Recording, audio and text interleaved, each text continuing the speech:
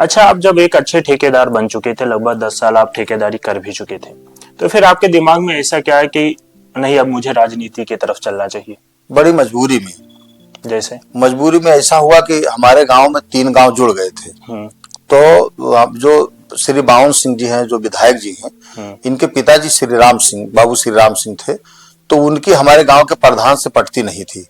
तो उन्होंने कहा कि आप पर्चा दाखिल कर दीजिए और हम उनको पर्चा खारिज करा देंगे। वो तमाम पैसा लिए हैं और उसका काम नहीं किए। महेंद्र नारायण दुबे नाम था, वो भी हमारे ही परिवार के थे। और पहले प्रधानी हमारे बाबा जी प्रधान थे और वो मर गए।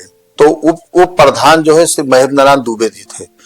तो महेंद्र नारायण दुबे भी हमारे बाबा लगते थे और वो हमारे बाबा मरे थे। तो ये उप प्रधान थे, तो इनको चार्ज मिल गया। पहले जमाने में चार्ज मिल जाता था। चार्ज मिल गया तो हमारे परिवार का किसी ने 45 साल तक कोई प्रधानी का चुनाव नहीं लड़ा। 45 साल तक वो निर्विरोध प्रधान रहे हमारे गांव में, कोई प्रधानी नहीं लड़ा। तो इसके बाद में इन्होंने मुझको कहा कि आप लड़ जाइए। तो हम थोड़ा मन बनाए, हम गांव पर गए। तो फिर बात हो गई आपस में, हमारे पत्नी से वो मिले, हमारे बाबा लगते थे। तो शादी विवाह में वही अगुआ थे। तो उन्होंने कहा कि बच्चा भैया से कह दो ना लड़े, और लड़े चाहे तो हम जो ना पर्चा न भरी, वो अपना निर्विरोध हो जाए। तो जब हम लौट के गए शाम को, तो वाइफ ने कहा कि जो है आप बिजनेस करते हैं वही करिए, और प्रधान बाबा हैं और गांव के पुरनिया हैं, उन्हें लड़े दो। तो हम कहा ठीक है वही लड़े। फिर हमने छोड़ दिया, नहीं लड़े। फिर इसके बाद में 3 गांव एक हो गया, ग्राम पंचायत बन गई। पहले जो है एक ही गांव था, परसा महेशी। फिर इसके बाद में इकट्ठा हो गया 3 गांव। तो जो चुनाव था तो उसमें जो है हम गए।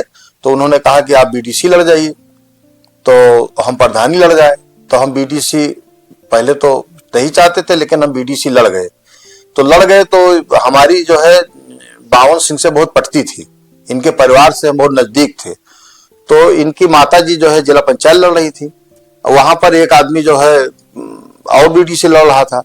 तो इन्होंने मेरा विरोध किया वहां पर। तो हमको पता लगा, जब हम गांव में गए तो एक वासुदेव सिंह थे। तो उन्होंने कहा कि आप तो इतना करीबी थे, आपकी वो आई थी, उनको प्रधानी कहते थे लोग। तो प्रधानी नहीं रही तो कहें कि उनका वोट न हो, तो आप लोग आपस में बात कर लो, सब लोग इकट्ठे हो तो काहे ले जो ना आपस में तनाव हो। तो खैर हम बात नहीं करने गए, हम लड़ते रह गए। और फिर इसके बाद हम जीत गए। तो हम जो है गए लल्लू तिवारी के यहाँ, वो लड़ना चाहते थे, ब्लॉक प्रमुखी मनोहर नाथ तिवारी और लल्लू तिवारी। मैं उनके पास गया कि तिवारी जी आपका एक वोट जो हम जीते हैं आपका पक्का, आप जब लड़िएगा हम आपको वोट देंगे। और ये करके हम गोंडा गाड़ी खुद चला रहे थे, जीप चला करके उनके यहाँ घर गए, उनके यहाँ चाय पानी पिया, बैठे रहे। वो रिश्ते में भी लगते हैं। तो फिर वहां से हम चले आए। फिर हम अपना काम करने लगे। 7-8 महीना तक उस सरकार, उस समय जो है सरकार गिर गई थी, कुछ राष्ट्रपति का शासन था, तो उसमें चुनाव नहीं हो पाया था। तो 7-8 महीना तक हमको खूब चिढ़ाया बावन सिंह के परिवार वालों ने। उनके भाई एक गप्पू सिंह है, तो वह हमारे गांव वाले के जो भी मिले उससे कहा का हाल है प्रमुख जी का, जबकि हम न प्रमुखी कबो लड़न रहा न कोनो मतलब रहा। तो सबका चिढ़ावे, सबका जितने आदमी गांव का कोई रिक्शा वाला मिल जाए तो उसे कहे प्रमुख का क्या हाल है, वो हमें प्रमुख पहले कहे लगे। तो 2-4 लोग गांव का कहन कि तो लड़ो कि तो इस्तीफा दे दो। तो हम गाड़ी लेकर के निकले। हम कहा लाओ अच्छा देखिए एक बार। उस समय उपचुनाव चल रहा था, बाबू श्री राम सिंह मर गए थे, उपचुनाव चालू हो गया था। तो उस समय गाड़ी लेकर के मैं निकला, तो जगह जगह देखा कि हमको थोड़ा समर्थन मिल रहा है, लोग चाह रहे हैं कि दूसरी शक्ति कोई पैदा हो।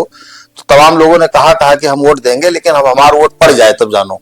मतलब इतना डर था कि लोग देख रहे थे कि वोट भी नहीं पड़ पाएगा।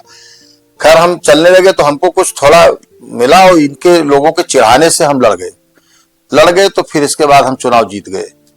वहीं से हमारी राजनीति शुरू हो गई। हम राजनीति कोई करना नहीं चाहते थे, हम तो व्यापार करना चाहते थे और ये चाहते थे कि मतलब ठीक ठाक पैसा रहा है, लेकिन जबरदस्ती खींच करके यही परिवार हमको राजनीति में ले आया। कहीं ना कहीं उनके उकसावे से हम राजनीति में आए।